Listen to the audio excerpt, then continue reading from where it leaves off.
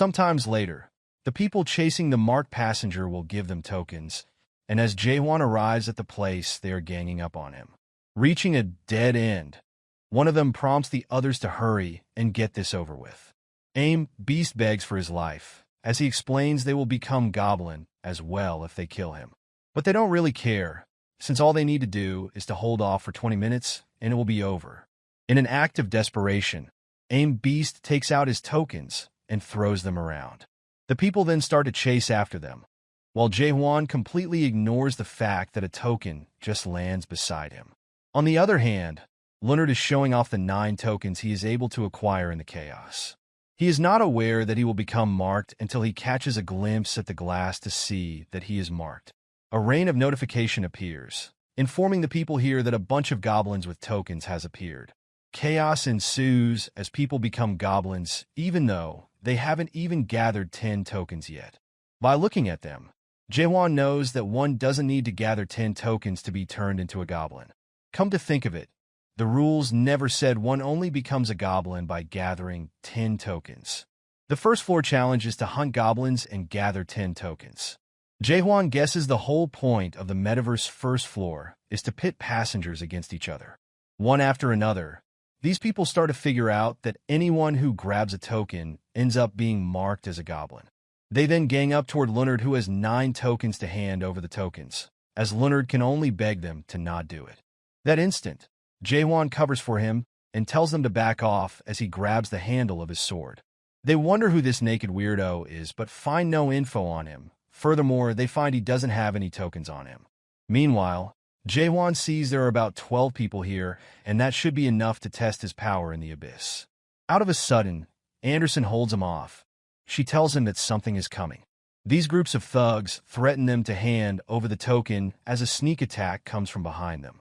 The attack snares the thug and pulls him into the alley, surprising everyone else who can only watch while a literal person gets dragged into the air like that. The man meets his end, as if the alley consumed him. Right after, more of the attacks come out, targeting more people on the road, making them beg for any help they could get. Jaehwan watches them getting dragged into the alley one after another, while Leonard informs him that they are the guys from before. It is the guy who chased after Leonard when he fished Jaehwan from the illegal fishing site.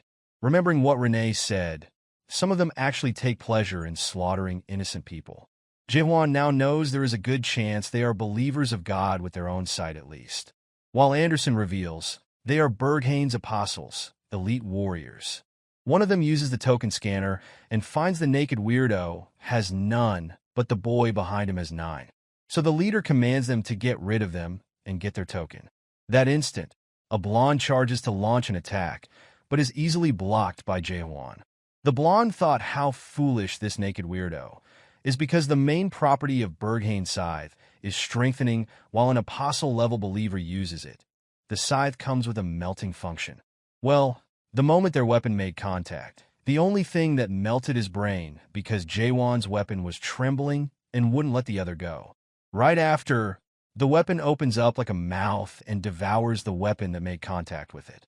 After using another scanner, they find Jaehwan's world force cannot be measured and confuse them with how broken this naked weirdo is.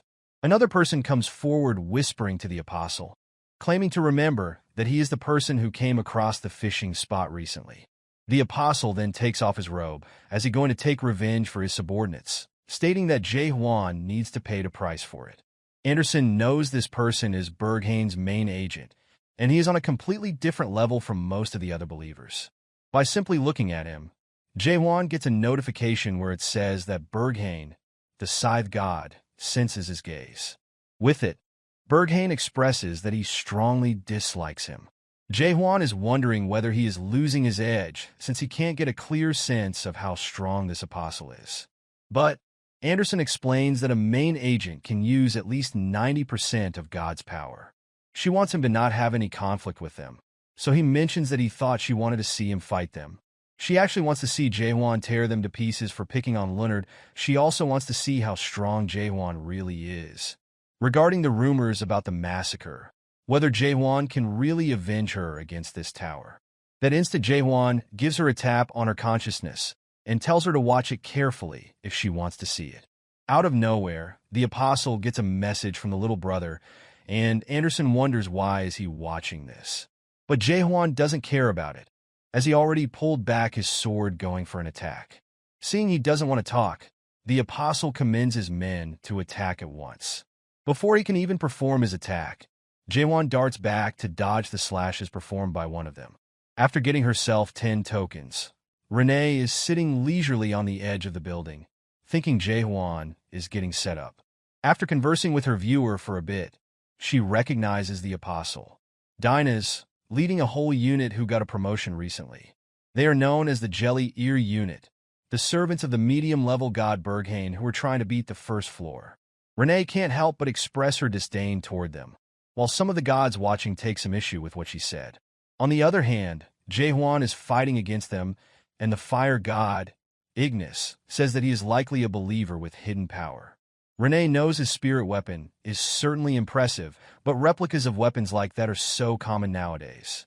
Before long, Jaehwan gets himself surrounded, as the gods thought he could do nothing more than that. Jaehwan doesn't even break a sweat going against this many believers, as the gods keep sarcastically commenting on him. Renee is trying to get to her feet and decides to come in to help. But a blinding light appears before her. Jaehwan finally musters up his world force and performs his trust. This attack blows the whole area, shattering every glass in every building and sends Renee flying.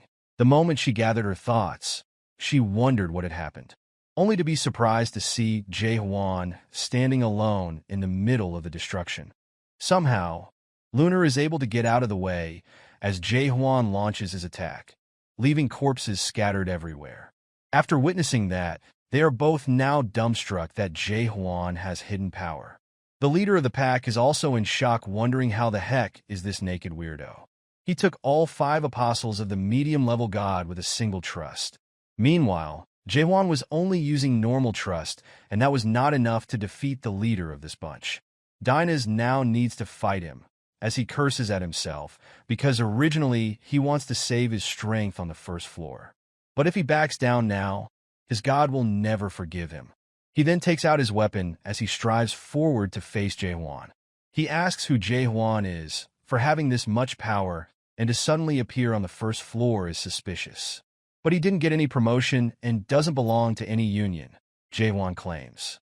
On the other hand, Jaehwan is only interested in how far someone like Dinah's can go in this tower.